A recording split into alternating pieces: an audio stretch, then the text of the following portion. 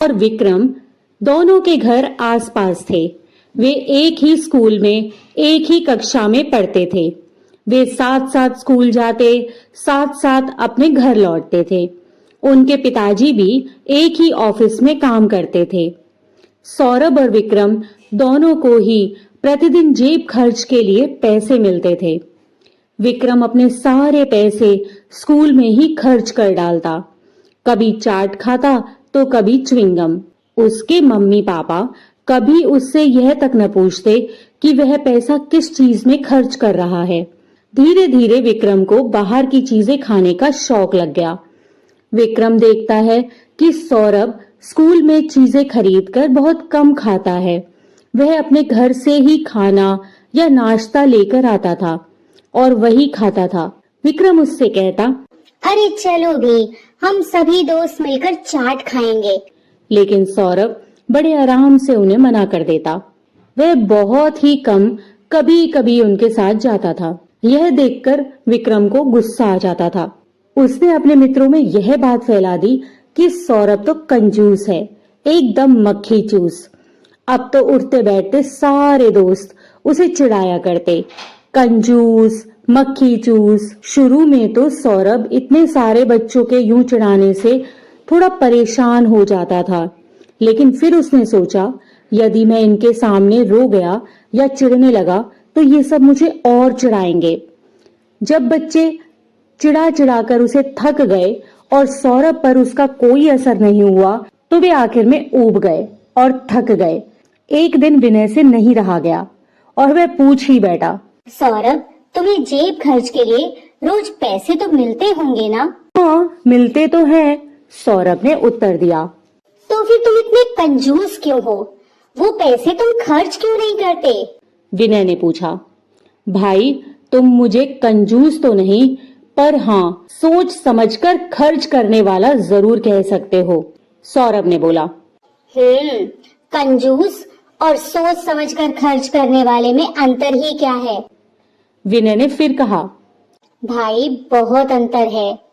सौरभ उसे समझाने लगा। सोच समझकर खर्च करने का अर्थ कंजूसी बिल्कुल नहीं है। मितव्ययता तो फिजूल खर्ची और कंजूसी के बीच की वस्तु है। फिजूल खर्च बिल्कुल भी नहीं करना चाहिए। यह बात तो गरीब और अमीर सभी के लिए एक समान तरीके से लागू होती है। ओहो, उपदेशक महोदय, हम तुम्हारी बात समझ नहीं पाए, विक्रांत कहने लगा। सौरभ ने फिर समझाया। देखो भाई, कंजूस तो वह होता है जो जरूरत होने पर भी अपने पैसे खर्च नहीं करता। ऐसा पैसा व्यर्थ है, मिट्टी है, जो न अपने काम आए और न दूसरों के। लेकिन हमें सोच समझकर पैसा खर्च करना चाहिए। हमें यह पता होना चाहिए कि कहाँ हमें खर्च करना है और कहाँ नहीं। तभी पंकज ने कहा, ओहो, छोड़ो ये सब बातें। अब बताओ कि सोच समझकर खर्च करने से लाभ क्या है? सौरभ बोला।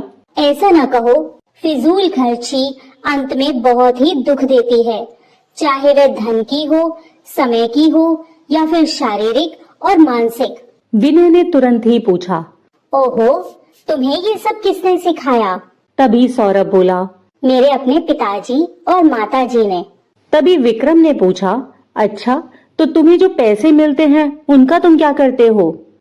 तो सौरभ ने बड़े गर्व से कहा, मैं उन्हें अपनी गुल्लक में डाल देता हूँ। जब भी मुझे किसी चीज की जरूरत होती है तो उसी में से ले लेता हूँ। तभी विक्रम ने नाक भौं सिकोड़ कर कहा, अभी तो हमारे मजे करने के दिन हैं। ऐसे पैसे जोड़ने के लिए या फिजूल खर्च ना करने के लिए तो पूरा जीवन पड़ा है। पर तुम भूल जाते हो कि बचपन में हम जैसी आदतें डाल लेते हैं, बड़े होकर भी हमारी वही आदतें बनी रहती हैं।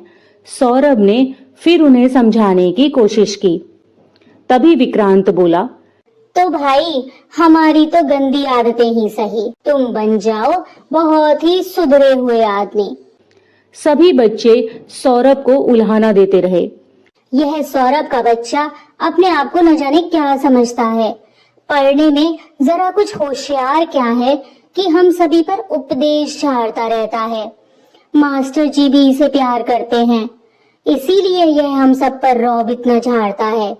वे सब आपस में बातें कर रहे थे। उस दिन के बाद से ज्यादातर बच्चों ने सौरभ के साथ बात करना छोड़ दिया। विक्रम और उसके सभी साथी बच्चों को सौरभ के विरुद्ध भड़काते रहे। एक दो बच्चे ही ऐसे थे जो कि उनकी बातों में नहीं आए और वे सौरभ के साथ बैठते, उसके साथ खेलते और उसी के साथ ही पढ़ना पसंद करते थे। इसके कुछ ही दिनों के बाद की बात है, अचानक ही हमारे देश का पड़ोसी देश के साथ युद्ध छिड़ गया। देश के सारे बच्चे, जवान और बूढ़े बड़े ही उत्साह से जगह जगह पर रक्षा कोष के लिए धन एकत्रित करने लगे। सौरभ की गुल्लक में भी अपनी जेब खर्ची के मिले हुए बहुत सारे पैसे इकट्ठे हो गए थे। उसने मन में सोचा कि इस पवित्र काम के लिए मैं ही क्यों पीछे रहूं। उसने अपनी सारी एकत्रित धनराशि रक्षा कोष में देने का विचार किया। उसके पास अब तक कुल मिलाकर 900 रुपए जमा हो गए थे। सौरभ ने अपने पिताजी से यह बात कही तो वे बहुत ही प्रसन्न हुए और उन्हें सौरभ पर गर्व होने लगा। सौरभ को प्रोत्साहन देने के लिए पिताजी ने भी उसमें कुछ और पैसे मिला दिए और एक ड्राफ्ट बनाकर प्रधानमंत्री कोष में जमा कर दिए। और उसने साथ में एक पत्र भी रखा और उसमें लिखा कि आप चिंता मत कीजिए, देश पर संकट आने पर हम नन्हे मुन्ने बच्चे भी एकजुट होकर काम करेंगे और अपना सब कुछ अपनी मातृभूमि पर न्यौछावर कर देंगे। लगभग एक सप्ताह बाद प्रमुख समाचार पत्रों में सौरभ का फोटो और यह पत्र छपा। साथ ही यह समाचार विस्तार से दिया गया कि किस प्रकार एक 10 वर्ष के छठी कक्षा में पढ़ने वाले बच्चे ने अपनी जेब खर्च के बचाए हुए पैसे अपनी देश की रक्षा के लिए रक्षा कोष में जमा किए हैं। बच्चे के इस त्याग भरे कार्य से बड़े बड़ों को भी बहुत प्रेरणा मिली। सौरभ के प्रधान अध्यापक और उसके माता पिता ने जब यह समाचार पढ़ा तो वे गदगद हो उठे और उन्होंने भी सौरभ को सम्मानित करने का विचार बनाया। अब विक्रम और उसके साथी आज मन ही मन बहुत लज्जित महसूस कर रहे थे। वे सौरभ के पास आए और बोले, भाई, तुमने तो आज हमारी आंखें ही खोल दी। हमारे ही विचार खराब थे कि हमने तुम्हें इतना परेशान किया और तुम्हारी निंदा की। अब हम ऐसा कोई काम नहीं करेंगे। इस बार हमें माफ कर दो। तभी सौरभ ने बड़े प्यार से उनसे कहा, छी, कैसी बातें करते हो तुम सब। मैं तो तुम सबको पहले भी प्यार करता था और हमेशा करता रहूंगा। यह कहते हुए सौरभ ने अध्यापकों से मिले हुए टॉफियों के डिब्बे में से एक एक टॉफी अपने सभी मित्रों को बांट दी और सभी ने मिलकर उनका आनंद लिया।